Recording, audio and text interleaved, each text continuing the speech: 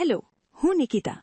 આજે આપણે જીસીઈઆરટી ધોરણ 5થી 12 આધારિત ઇતિહાસના મહત્વના 2500 પ્રશ્નોમાંથી વન લાઇનર સિરીઝ જોઈશું. આ સિરીઝ એલઆરડી, પીએસઆઈ, સીસીઈ જેવી તમામ ગુજરાત સરકારની ભરતી પરીક્ષાના નવા સિલેબસ અનુલક્ષીને બનાવેલ છે. તો ચેનલને ફટાફટ સબસ્ક્રાઇબ કરી લો અને બેલ બટન પર ક્લિક કરી લો, જેથી કરીને યુટ્યુબ તો ખુશ થશે જ, પણ સાથે સાથે હું પણ ખુશ થઈશ. તો ચેનલને સબસ્ક્રાઇબ કરી લો. પ્રશ્ન 1051. અસહકારની લડત બાદ ચિત્તરંજન દાસ, મુનશી અને મોતીલાલ નહેરુએ કયા પક્ષની સ્થાપના કરી? સ્વરાજ પક્ષની. પ્રશ્ન 1052. શ્રી અરવિંદ ઘોષે કયા પુસ્તકમાં ક્રાંતિની યોજના વર્ણવી હતી? ભવાની મંદિરમાં. પ્રશ્ન 1053. જર્મનીમાં હિન્દી રાષ્ટ્રીય સ્વયંસેવક દળની રચના કોણે કરી હતી? ચંપકરામ પિલ્લાએ. પ્રશ્ન 1054. સ્વદેશીને ઉત્તેજન આપવા માટે કયું આંદોલન બન્યું? વિદેશી માલનો બહિષ્કાર. પ્રશ્ન 1055. પાકિસ્તાનના પ્રથમ સેનાધ્યક્ષ કોણ બન્યા હતા? Lord Massey. પ્રશ્ન 1056. બંગાળ વિભાજન વિરુદ્ધ લડત કોણે કરી હતી? મહાત્મા ગાંધી. પ્રશ્ન 1057. હિન્દુસ્તાન સોશિયલિસ્ટ રિપબ્લિકન એસોસિએશનનું નામ બદલાવી ઇન્ડિયન નેશનલ આર્મી બોઝ. પ્રશ્ન 1058. પ્રથમ વખત ભારતીય રાષ્ટ્રીય કોંગ્રેસના અધ્યક્ષ કોણ બન્યા હતા? દાદાભાઈ નવરોજી. પ્રશ્ન 1059. ગાંધીજી દ્વારા ચલાવેલી સૌથી મોટી લડત કઈ હતી? અસહકાર આંદોલન. પ્રશ્ન 1060. રાષ્ટ્રીય કક્ષાએ ગાંધીજીને લોકપ્રિય બનાવનાર ઘટના કઈ હતી? ચંપારણ સત્યાગ્રહ. પ્રશ્ન 1061. મોન્ટેગ્યુ ચેમ્સફોર્ડ સુધારાઓ ક્યારે અમલમાં આવ્યા? ઈસવીસન 1919માં. પ્રશ્ન 1062. ખિલાફત આંદોલન ક્યારે શરૂ થયું? ઈસવીસન 1919માં.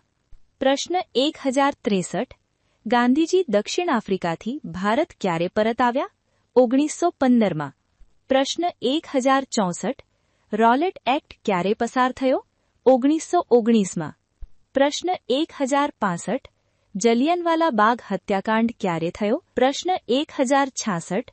નોન કોઓપરેશન મૂવમેન્ટ ક્યારે શરૂ થયો? 1920માં. પ્રશ્ન 1067.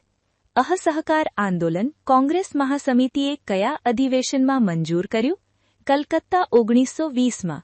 પ્રશ્ન 1068. અસહકાર આંદોલન દરમિયાન વિદેશી કપડાના દહન માટે કોણ પ્રખ્યાત થયા? મહાત્મા ગાંધી. પ્રશ્ન 1069. અસહકાર આંદોલન દરમિયાન ખેડૂત આંદોલન કયા ગામમાં થયું? ચોરી ચોરા 1922માં. પ્રશ્ન 1070. ગાંધીજીએ અસહકાર આંદોલન પાછું ખેંચ્યું ત્યારે કોંગ્રેસના કયા નેતાઓએ સ્વરાજ પક્ષની સ્થાપના કરી? ચિત્તરંજન દાસ અને મોતીલાલ નહેરુ. પ્રશ્ન 1071. રાજકીય પ્રણાલીમાં સૌથી મહત્વનો ભાગ કયો હતો? સ્વરાજ પક્ષ. પ્રશ્ન 1072. અસહકાર આંદોલન પછી સ્વરાજ પક્ષની સ્થાપના. 1073. સાયમન કમિશનની સ્થાપના ક્યારે થઈ હતી? ઈસવીસન 1927માં. પ્રશ્ન 1074. સાયમન કમિશન ભારતમાં ક્યારે આવ્યું? ઈસવીસન 1928માં. પ્રશ્ન 1075. સાયમન કમિશનમાં કેટલા સભ્યો હતા? 7 સભ્યો. પ્રશ્ન 1076. નહેરુ રિપોર્ટ કોણે તૈયાર કર્યો હતો? પંડિત મોતીલાલ નહેરુએ. પ્રશ્ન 1077. કોંગ્રેસે પૂર્ણ સ્વરાજનો ઠરાવ ક્યારે અને ક્યાં પસાર કર્યો? 31 ડિસેમ્બર 1929ના રોજ લાહોરમાં.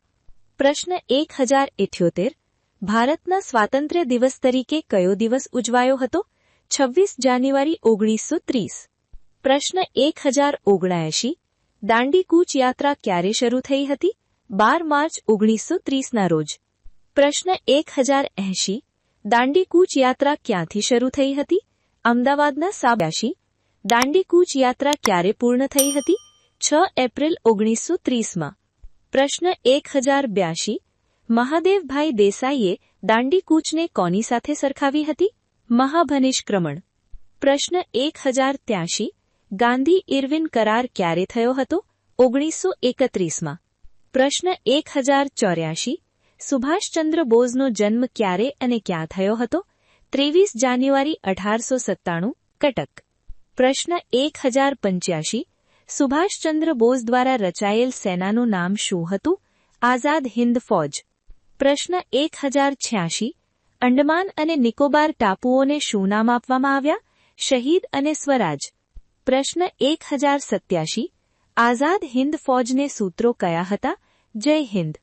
પ્રશ્ન 1088. બ્રિટિશોએ ક્યારે ભારત છોડવાનો નિર્ણય કર્યો? 1947માં. પ્રશ્ન 1947માં. પ્રશ્ન 1090. માઉન્ટ બેટન યોજના ક્યારે અમલમાં આવી? 3 જૂન 1947માં. પ્રશ્ન 1091. બ્રિટિશ સરકારે ભારતમાંથી ક્યારે વિદાય લીધી? ઓગસ્ટ 1947માં. પ્રશ્ન 1092.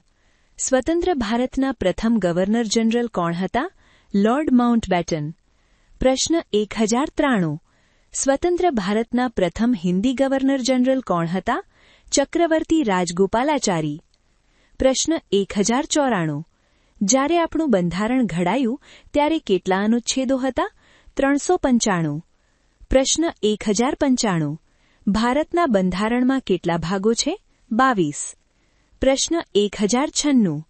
ભારતના બંધારણમાં કેટલા અનુસૂચિઓ છે? 8. પ્રશ્ન 1097. બંધારણ સભાના અધ્યક્ષ કોણ હતા? ડોક્ટર રાજેન્દ્ર પ્રસાદ. પ્રશ્ન 1098. ભારતના લોખંડી પુરુષ તરીકે કોણ ઓળખાય છે? સરદાર વલ્લભભાઈ પટેલ. પ્રથમ સુધારો ક્યારે થયો હતો? 1951માં. પ્રશ્ન 1010. ડોમિનિયન સ્ટેટ એટલે શું?